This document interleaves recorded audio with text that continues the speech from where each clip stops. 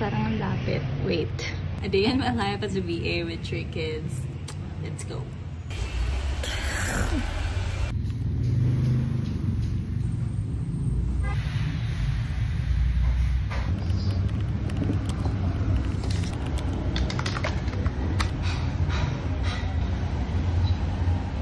What did they offer?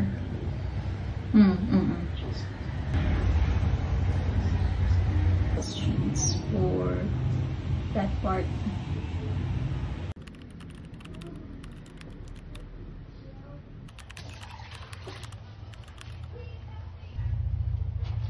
Ako mag-back to work at mag-dive in, mag-deep work. Wow! Kala mo talaga. Activities muna ng kids ang ating asikasuhin. Hindi. How about mainit? Dito mo lalagay mainit. Ito? Yan. Stop. Okay. Pipili natin yung malambot, matigas, malamig, tsaka mainit. Okay, I'm done. Mag-work na si mom. Mag-work na si mom. Aww.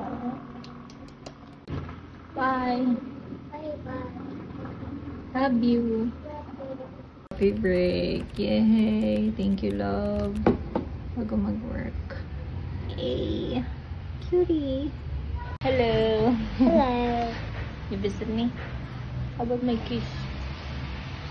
Kinuha niyo yung bread ko. Kinuha niyo yung bread ko. It's okay. It's okay lang. Bye-bye. Bye-bye. 3 PM now. So, working na ako doon sa pangalawa kong client.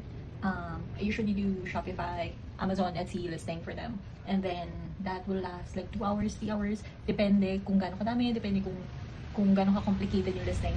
So, yeah, after that, bounce back na naman ako dun sa client number 1 na na-meeting ko kanina. So, kung ano yung mga pinapagawa niya, updates, reports, and then, kapag may time pa, like, di pa ako pagod or anything, it's either mag-edit ng vlog or mag-edit soon to be, mag-edit ng long form. Kasi yun talaga yung gusto ko ipagpatuloy yung long form vlogging.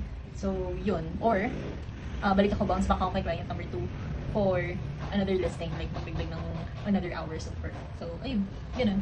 You never thought of anyone else, you just saw your pain. It's not time for you. The second you say you like to.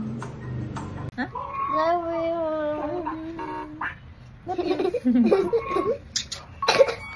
Ano ka ba?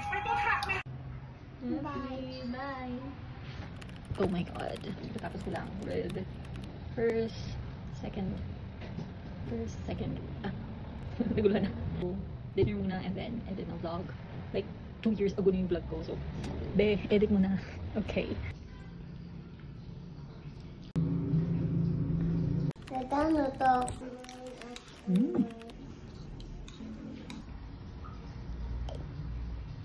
Oh.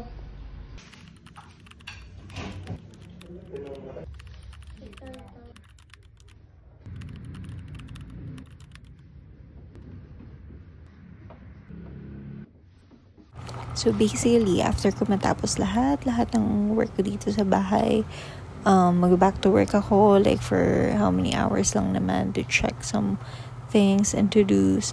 And then, minsan dito ako nag-work na lang sa bed para may katabi tong isa or pag may gising pa na isa, dito na lang. And then, yun lang naman. And then, I'll have another day tomorrow. Thank you. Bye.